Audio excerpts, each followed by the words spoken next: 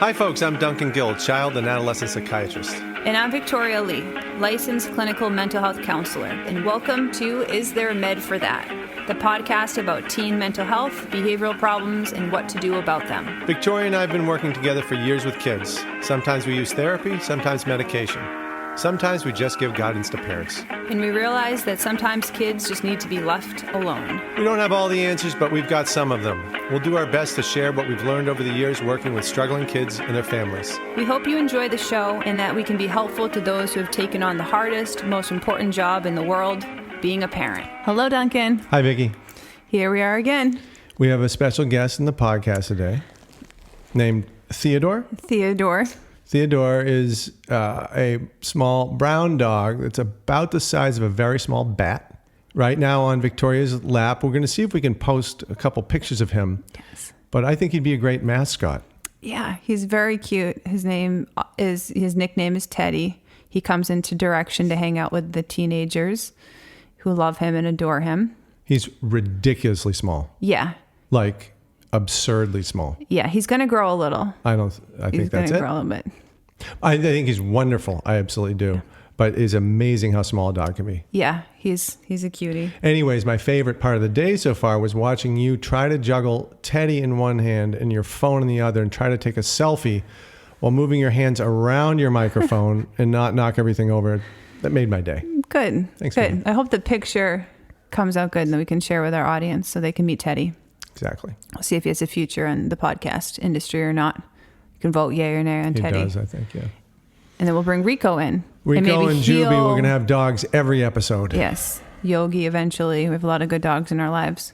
And if people don't like the podcast, maybe they'll like the dogs. Yeah, it's a good backup because people love dogs. Who doesn't like dogs? Right. And if you don't, it's questionable. It's very questionable. So, red flag. We actually work that into our psychiatric evals that we do here. Have a dog running around and if you don't like them, it's diagnosable. No. So we were going to answer another question today from a caller. Let's do it.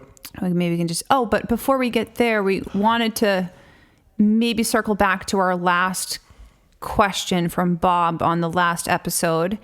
We had some further thoughts on clarifying some of our message in our last episode. Yeah, this was the question of what to do if your teenager comes home drunk, say from a dance. So we had a 16-year-old, and I role-played a parent, and Victoria was the parent of, I want to say maybe a more typical situation in which a teenager who is prone to getting in trouble sometimes comes home drunk and tries to evade you and sneak upstairs and then gets into it with you a bit.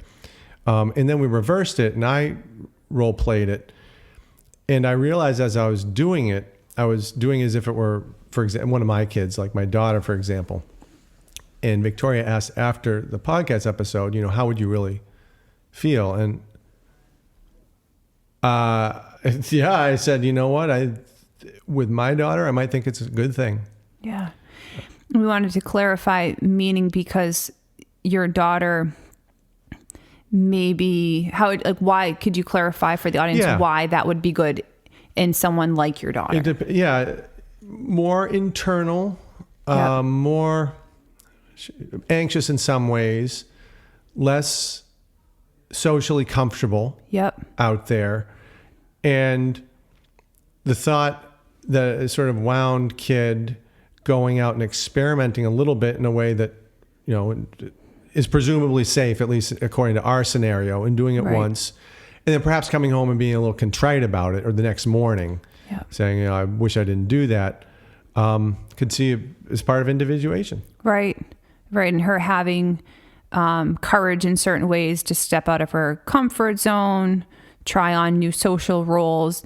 And then the part I think to consider as loving parents is how do we, if she's open to it, how do we help her reflect on, is that the type of behavior you want to continue to integrate into your identity? Because a big part of adolescence is taking risks, trying to figure out what behaviors do you want to integrate into your life. And it often involves taking a lot of big risks and leaps. And you want them to learn to take maybe healthy risks in terms of what they're doing, but in this case, it might represent some good internal movement in her development for you if you were to see that in your daughter, or another like child who's more internal and hadn't yet been that adventurous in venturing out into the world. We're going to get an angry call about that, right? Yeah, I think as we really go more and more, we're going to get more angry calls, which is typical, right? That's you doing, yeah. If everyone's happy with you, you're probably either too agreeable or you're not speaking the truth well enough. Yep.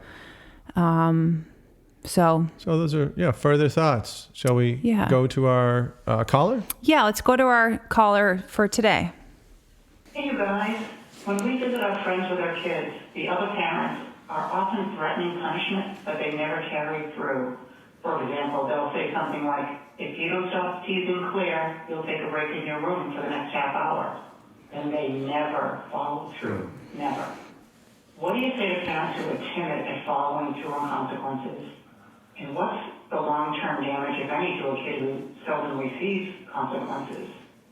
And what about my kids watching this all happen? Thanks, you guys. Keep up the great work. A fun question. Yeah, really great question.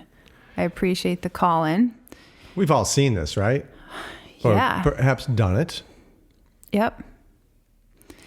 Yeah. What immediately comes, a couple of things, I guess I want to really point out how the caller went from punishment to consequence, which I think is an important distinction. Right. So initially, to a lot of people, it's kind of semantics when we talk about this, but for us, I think it's really important because we see there is a big difference in punishment versus consequence. And so if the punishment, right, is unrelated usually to the punishment, the crime, so to speak, or the offense or the imbalance, whereas the consequence is, if you don't stop hitting your brother, I'm going to ask you to go take space in your room, because in our group, we don't hit each other. It's just like not Nobody a cool wants to thing. be around you. Yeah, no one wants to be around people who are going to hit them. So please leave the group. That's connected versus like, if you don't stop hitting your sister, I'm going to hit you, right? Which is counter, like that's a punishment. It's almost the opposite. It's the opposite. You're teaching them to hit in a lot of ways. And then, or like, if you don't stop hitting your sister, I'm taking away your allowance for the week. Or cell phone. That's That's the big default thing. Punishment these days, yeah. And in some cases, taking the cell phone might be part of a natural consequence, but that would be for bigger things that are related to the cell phone, like misusing the cell phone, or if someone has completely, throughout probably pretty egregious behaviors, left the group, so to speak, which we can talk about in a different episode and kind of have previously. Right. And so that's a good, I think, part of it is that I'd really encourage the parents who are saying those things to make sure that you're mindfully saying those things. Because often in the moment, you might say something that you really don't want to follow through on. And that's partly why you don't. The threat does the trick, right? Yes. And I think like the threat, that's a great word, because that's what I was thinking. You don't want to just be saying things to threaten your child. We don't want to practice being intimidating with our words or body. That's not how we want to educate our child. Now and again, like the fact is, like, I am bigger and stronger than you. So if like I need to make sure that the situation is safe, like I might have to do that, but I don't want my child to ever feel intimidated by me. And threats do that. And that's why people threaten, is because it intimidates the other to behave in a certain way. And so I would really advise parents to not go down the threatening route, but to lay out a consequence that you feel is healthy and in line with what's going on, and that protects the group, aka the family in this situation, and also helps the child practice healthier pro-social behaviors. So in that moment, you're gonna, whatever your consequence you're laying out, it's helping the child learn something, and it's helping keep the group safe. Yeah, the first problem from our point of view, I think, is the whole idea of punishment. Yes. We don't think it's a good thing. Right. Right, which is basically you do something wrong and we hurt you in some kind of way that's unrelated. We try to let kids experiment, and then ideally their natural consequences that have nothing to do with you as a parent. Yep. And second best is there are consequences that have something to do with your parent, but also have something to do with whatever the infraction was or whatever the action was. Absolutely. So related to and that's that trial and error theme we come back to a lot. we try things out, and if it works, you keep doing it. And if not, you don't keep doing it. Generally speaking, it's oversimplified, and so focusing in on the question, the piece about what happens, okay, let's focus on the first part. What do we have to say to parents who are intimidated by following through on consequences? Yeah, that's another reason parents will threaten things which they can't do, is because then they don't have to do them.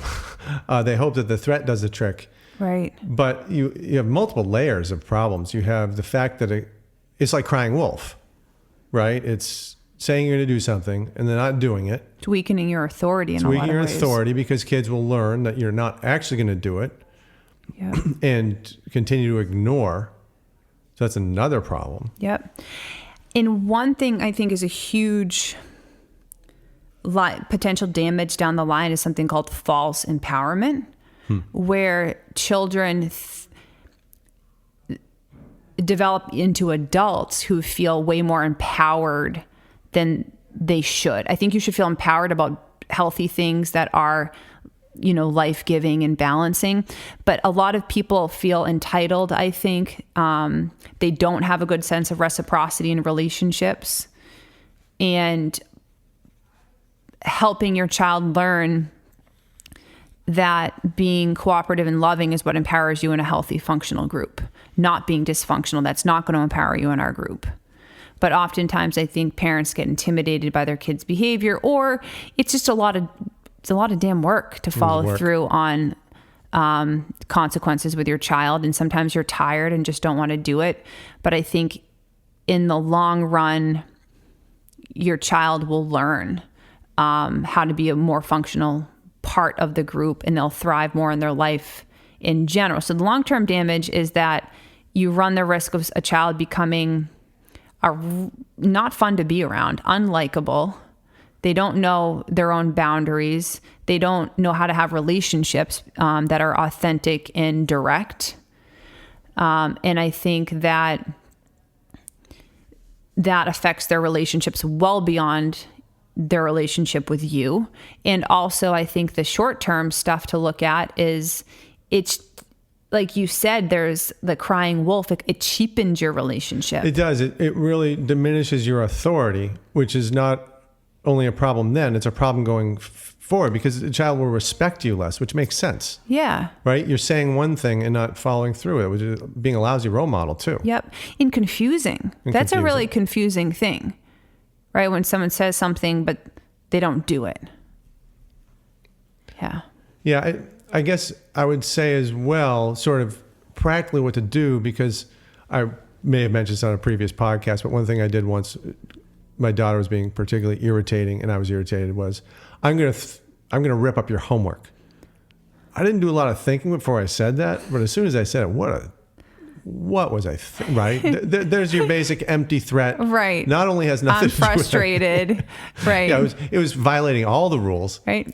But one thing parents, I think, could keep in mind is you're the parent. You can change your mind. I think there's this sense that somehow everything you say, you have to, follow, even if you change your mind about it. There's no reason you can't just say, oh, that didn't make any sense. Right. An own role model. So in that case, if you do find yourself putting out an empty threat or saying something that's really not healthy and balanced yourself, as soon as you become mindful, say, oh, geez, wow, I'm sorry. Like, that's not what a healthy way of dealing with this, but what would be. Right.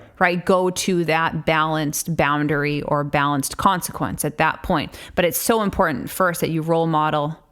Like, if it's not something you should follow through with, don't follow through. But if it is, follow through, because then what's going to happen is your child learns healthy consequences, and they learn that it's a give and take to be part of a group. They can't just take and do. It has to be back and forth, and other people have wants and needs that you have to balance with your own.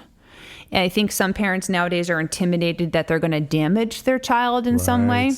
And you're absolutely right. You are going to damage your child if you're threatening them with bad things and then following through. If you're highly punitive and abusive to your child, you are doing damage. See, and that's accurate. But being abusive is different than setting healthy boundaries. That's actually being caring and supportive of your child's development. There are many parents who think they are setting appropriate limits and being the stricter parent, and yet are the ones who make empty threats, don't follow through, and they actually are more enabling than the ones who don't make the threats to begin with. Even if you let your kid do whatever, it's worse to say you're going to do something, not follow through. Right. That's enabling. Right, because now you have two problems. Not only are you enabling the behavior, but you're also creating another layer of issues, is that we all just say things we don't mean. So you have the problem behavior that you're enabling, and then you have the practice of making statements that you don't follow through on. And so we're unreliable to each other. And as a parent, it's really important that we are reliable. I was just thinking then that how many parents have not done that? Have you done that before? Done what? Empty threats? Yeah. My kids, at this point, they're very young. So it's probably more like, if you don't go to sleep right now, I don't know. I don't even know. I can't even think of anything. I guess I don't. Yeah. I don't do a whole lot of empty threats. Your kids aren't old enough maybe to threaten in an empty fashion. Yeah. Just wait. Yeah, it's coming. It's coming, kids. We have a counselor who, it was great, was angry at his daughter and threatened to throw her off the porch. Yes, and he such did not do it. Parenting moment. Yeah. If you follow through, it's not a great parenting moment. Right. And he apologized for it and recognized that it wasn't healthy immediately after. In role modeling, how do you then identify what your emotions are and why you're saying that, and then how to self-regulate? Yeah. What you do after you make that is way more important than the actual spontaneous thing. If you can say that didn't make any sense and you can correct it, that's teaching great. Them humility, teaching them how to apologize, how to correct errors. That's teaching them failure tolerance. It's like one of the number one things you want to teach your kids, how to tolerate failing in life. Because they will. Yeah. And if they're not failing, they're not trying new things enough. Right. And that's not good for their development as a human. What should you say to your own kids if you're hanging out with parents and kids who have this dynamic? I think the most important thing is that at home, you practice something very different. Right. And if they have questions about it, answering it directly and honestly with your thoughts and opinions. Yep. But I think your kids can be witness to a lot of things, but if you live in balance in your family unit, that's going to be the stronger message. If you are those parents that are setting healthy boundaries and following through, and probably give it a little time, they're going to start to see that Johnny or whoever the kid is struggles in certain ways because of that. Yeah, if they you don't need to bring attention to it either. I think another tempting thing is to, when you're struggling with your own parenting, to disparage other parenting. So you don't want to fall into that trap. Yep.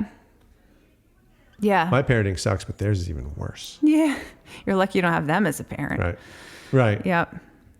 Well, they may, I was just thinking kids that may look attractive to other kids that they can get away, their friend gets away with more. Right. And maybe they ask about it. And then in that point, I would have an honest conversation with why I find it important that as a parent who loves you, I take it very serious, my responsibility to help educate you on having healthy relationships. And I want to have a good relationship with you. And part of that is that we can have boundaries and be likable together. That's pretty good to me. Yeah. But I do think a lot of parents are intimidated nowadays to do that. The younger parents have a hard time with following through. Yeah, because you don't want to be mean or unlikable. Traumatize your child by right. Yeah, and your child's a lot more resilient than you think. Kids are adaptive and resilient. That doesn't mean have free rein on them to do things are harmful, but they can tolerate errors and they adapt, especially if the spirit is right. I think it's really important that you keep your spirit right in all these interactions, that it's coming out of love. And if you find you made an error, you just correct it. Even if you ask them to take space and like you look back and you're like, wow, like I was just annoyed and I blame that on you. Right. Just own it and say that and say, hey, I want to do better next time. If I'm sorry. Move on. Yep. But repair and keep practicing together. Keep loving each other together. Good. Yeah. Follow through. Good question. So call in if you have a question about something going on in your house with your kiddos. We'd love to hear from you. Or want to have a follow-up question? A follow-up or question. Other thoughts? Yep. Right? It's a good point. If something we said makes no sense, right? Please call in and let us know, and we'll explain it better or in more detail. Or ignore it if we can't explain it better. All right, folks. Have a good afternoon. Have a good day. All right. Bye, Duncan. Bye, Vicki.